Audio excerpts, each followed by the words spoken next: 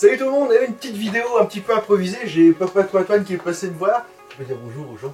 Bonjour aux gens. Voilà, vous le connaissez maintenant hein, parce qu'il était passé sur le Spitfire. D'ailleurs, le Spitfire, on avait fait 1700 vues avec le Spitfire. Ah, disons. Je suis un petit peu vexé parce que quand je suis tout seul, je fais... Pas bon, bref. Ah, Donc tu viendras plus souvent. très bien. Donc aujourd'hui, on va vous présenter le numéro 2 de la collection R8 Gordini. Et puis bon, c'est tout con, hein, c'est un pneu, mais bon, on va voir ça tout de suite ensemble.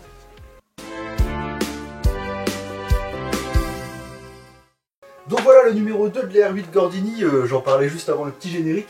Je voulais le faire avec toi, parce que bon, ça va être rapide pour tout dire. Je l'ai dans la poche, je l'ai fait, c'est le pneu comme je le disais, enfin plutôt la roue, que je vais poser là pour l'instant, je vous la montrerai un petit peu mieux tout à l'heure. Parce que toi en fait, on peut dévoiler entre guillemets aux gens, toi dans ta carrière, tu étais mécano, puis technicien plus tard, mais tu as toujours été chez Renault. Oui. Alors ils avaient besoin de toi. Hein. Non, pas spécialement. Renault quand même. J'étais bien, c'était bien. Tu avais quand même du boulot quoi, parce que Renault... Mais non, ce sont des préjugés. Enfin bon bref, le truc c'est que toi, je suis sûr que tu as bossé sur des R8 Gordini. Oui, j'ai commencé en 76 et il restait encore quelques R8. Et c'était facile à réparer, c'était comment? Globalement, ouais. Il y avait pas... Quel était le loup principal de cette bagnole? Parce que c'est une bagnole qui tournait pas mal quand même. Ouais, ça marchait bien. Le loup, c'est certain. Il n'y avait pas assez de poids sur l'avant. Et dans les virages, tendance, ouais. Les R8 simples, là, étaient plus souvent sur le toit que sur les roues. Ok. Et pas de difficulté pour accéder au moteur ou quoi que ce soit? Moteur à l'arrière, rien de spécial. Comme ça on s'informe un petit peu, hein, c'est toujours le principe sur la chaîne de chez Antoine. Donc on va parler vite fait. Bon bah comme la dernière fois, on va faire rapide. On a toujours un petit peu l'historique, tu vois, dans les trucs. Bon, je vous le montre même pas, je vous montre un peu comme ça. Tu vois, le génie de Louis Renault. Ça c'est toute l'histoire de la marque, hein, le rallye de Monaco avec tu vois, un vieux taco chez le pilote allemand Egon Frenkel au volant de sa voiture Graf and Shift. Ok, il est amené 15e. Bon, ça, je vais vous la montrer vite fait, la petite photo. Voilà, parce que j'aime bien les petites photos des vieilles bagnoles. Ouais, je la connais, c'est possible. Et puis bon, après, tu vois, le rallye de Monaco, l'histoire des rallyes. Bon, voilà, parce que, voilà. Et Renault type B, je crois qu'on avait le type A, si je dis pas de conneries, la dernière fois, je sais plus, je crois que je l'avais monté. Peut-être. Donc voilà un petit peu ce qu'on a dans le fascicule. Et puis évidemment, à la fin, comme dans le numéro 1, on a des petites pièces de montage, mais c'est vraiment du rapide. Et d'ailleurs, je tiens à m'excuser totalement parce que j'ai fait le numéro 1 l'autre jour. Et quand m'a glandu, j'ai dit ouais, dans le numéro 2, on a le pneu et puis on continue, tu sais, la façade avant, on continue les phares. Alors, ce que j'ai pris pour un phare, en fait, c'était l'enjoliveur du pneu. Donc, je vais changer de lunette. Voilà, attendez, j'arrive. Je vous montre ça tout de suite. Voilà, le pneu, il est comme ça. Enfin, la roue, elle est comme ça plutôt. Avec le bel enjoliveur, et puis on voit un petit peu la taille, on voit les sculptures qui sont dans le pneu. Attends, je te cache, je vais faire comme ça. Donc on voit un petit peu les sculptures qui sont dans le pneu. Non, je suis obligé de te cacher parce que sinon je vois pas. Et donc on est sur vraiment un beau pneu de en 1/6. Bon, il y a quelques finitions, c'est à l'intérieur, mais qui sont un peu dégueulasses. Donc comme d'habitude, on a 3 vis. Et pour le coup, après avoir fait... Hop, c'est le joie du chat, c'est pas grave. J'ai fait une casse à la gueule, mais pour avoir fait plusieurs modèles, tu sais, kit de K2000, la Starsky Hutch et tout ça, et ben là en fait, pour le système des 3 vis à l'arrière, bah, j'ai pas du tout été embêté. J'ai mis une vis, ça a crocheté dedans tout de suite, donc je pense qu'ils ont compris qu'il fallait faire un petit quelque chose là-dessus, pour mieux, comment dire, que ce soit un peu plus agréable à faire, quoi. Tiens, je te laisse regarder si tu veux. C'est un Dunlop. C'est un Dunlop? Ouais, tiens. Ah oui. Et alors tout de suite, mais là, ça, on a lu en plus. Bah oui, c'est en plastique. Ah non, attends, la roue en elle-même, la jante, ouais, la jante. Ouais. Alors pendant que tu regardes ça, moi je vais montrer une petite vidéo que je vais faire juste après, ce sera la magie du montage. Je vais faire la comparaison avec, tu sais, la roue de la Ford Mustang. Ah oui. Parce qu'elle est au 1/6, alors tu vas voir un petit peu, je te montrerai aussi, ouais. La différence en gros, tu peux avoir 2 roues de R8 sur la roue de la Ford, la capacité, enfin la capacité, l'étroitesse de celle-ci, on va dire. À la même échelle en plus, c'est ça. À la même échelle, C'est ça ouais. qui est impressionnant. Et c'est pour ça que la voiture, tu vois, la R8, on en a un petit peu parlé entre nous. La R8, elle me plaisait parce que le 1/6, tu sais, c'est un peu mon échelle fétiche. Le 1/8, c'est très bien aussi. Mais le 1/6, effectivement, comme je le dis souvent, avec les figurines Hot Toys, c'est quand même beaucoup mieux. Oui.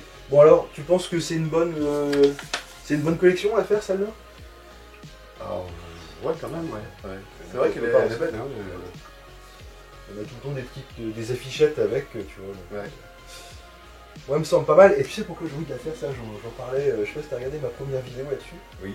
Tu sais dans quel film elle apparaît? Ah oui, avec Ventura et Ouais. Constantin. alors. Ouais, ne nous fâchons pas. C'est ça. Et sauf que là, sur le modèle, il n'y a pas évidemment, mais logiquement, dans le film, il y a un numéro 8, tu sais, sur les Ouais, portes. tu vas partir. Ouais. Donc voilà. Alors, petite dernière information. Bon, toi, tu fais, il faut dire aux gens, toi, tu fais pas de collection presse, tu trouves que c'est trop long, sur 2 ans, c'est chiant. J'aimerais le faire si c'était t'avais plus tout, court. quoi. Ouais, c'est ça. Si t'avais tout, il te faut, sinon, il te faut du Revel, toi, ou un truc, une maquette Revel, Ouais, quelque chose plutôt, comme ça. Je peux pas attendre. Parce que C'est figure-toi long, quoi. que dans le numéro 2, on a eu une petite fiche que je vous montre pas parce que je vais la lire. C'est marqué, tu vois, Renault échelle 1/6, Renault Gordini, R8. Vous avez entre les mains le 2e numéro de la nouvelle collection. Montez votre Renault 8 Gordini et nous espérons que vous en êtes satisfait. Bon, pour l'instant, au bout de numéros, ça va. Jusque-là, c'est ça. Pour nous aider à mieux vous connaître et afin de répondre au mieux à vos attentes, merci de bien vouloir remplir un questionnaire en scannant le QR code ci-contre. Alors, ouais, un petit QR code là. Vos réponses seront pour nous de la plus grande importance. Cela ne vous prendra que quelques minutes et nous aidera à créer des collections parfaites pour vous. Merci beaucoup d'avance, l'équipe de création de produits.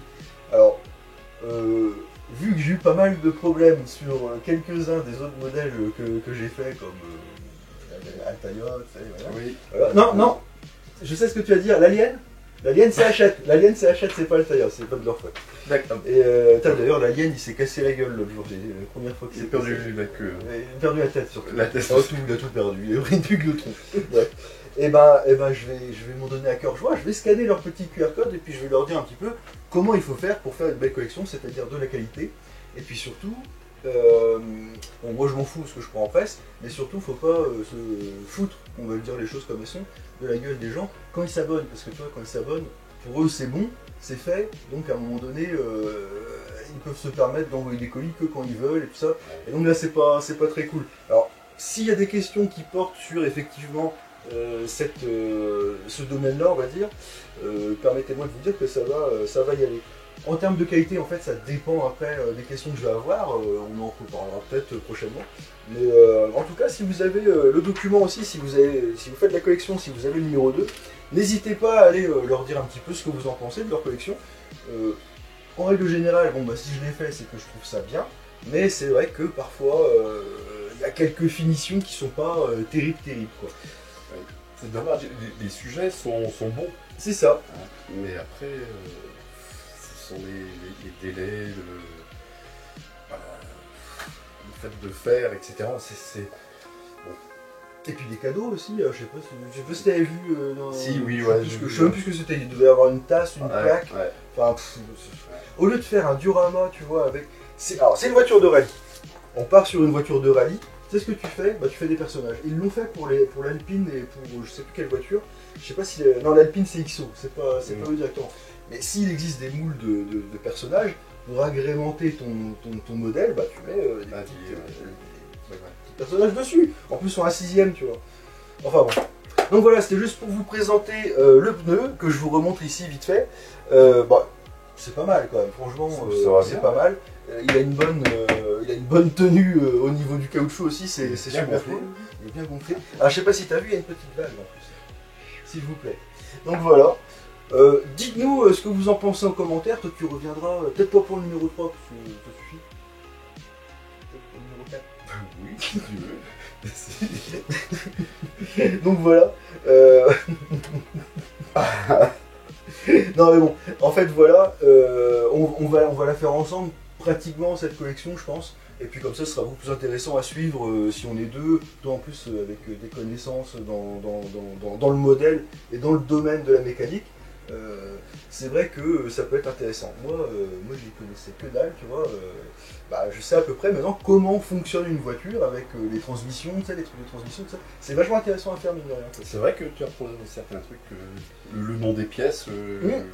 Carrément. Et alors, ce qui est intéressant et que je l'ai pas dit encore, dans le numéro 3, on aura le capot, et alors c'était marqué dans le petit truc en plus qu'on avait dans le fascicule. Et je l'ai jeté, donc je ne pourrais pas vous le montrer. Mais dans le numéro 4, je peux vous dire qu'on aura déjà la première portière. Et ça, c'est pas mal. Et je crois que c'est côté passager dans le numéro 4. Alors, est-ce qu'ils vont nous faire un truc comme la Ford c'était Altaïa aussi. Est-ce qu'ils vont nous faire un truc avec on commence par les portières, ce qu'on ne faisait pas logiquement d'habitude, c'était plutôt votre train avant. Ouais, c'est ça que j'aime pas trop justement. Il saute d'un sujet à un autre. Ah ça, bah oui, on a eu... On peut pas faire le montage... Tiens, vas-y, cause, attends, je reviens tout de suite, je vais montrer.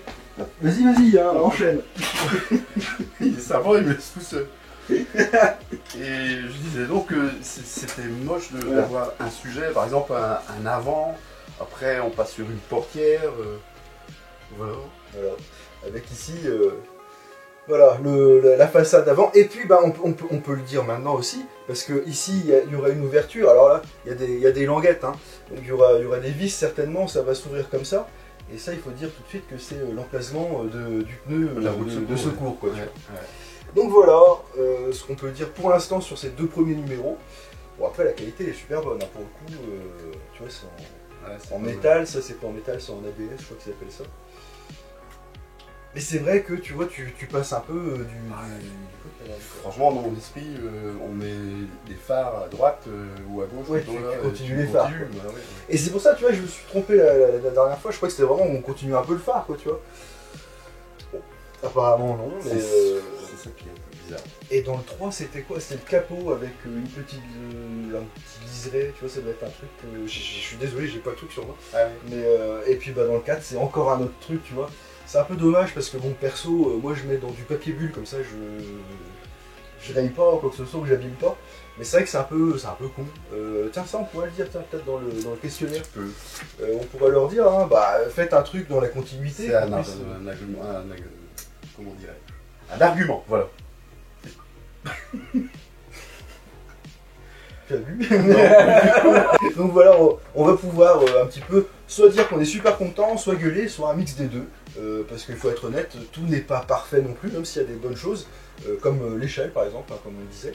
Mais voilà, si vous avez le numéro 2, je ne sais pas si c'est encore pour l'ensemble de leur collection chez Altaïa, mais si déjà c'est pour celle-là, on pourra déjà leur dire effectivement, façade avant, après les ailes éventuellement, puis après clac.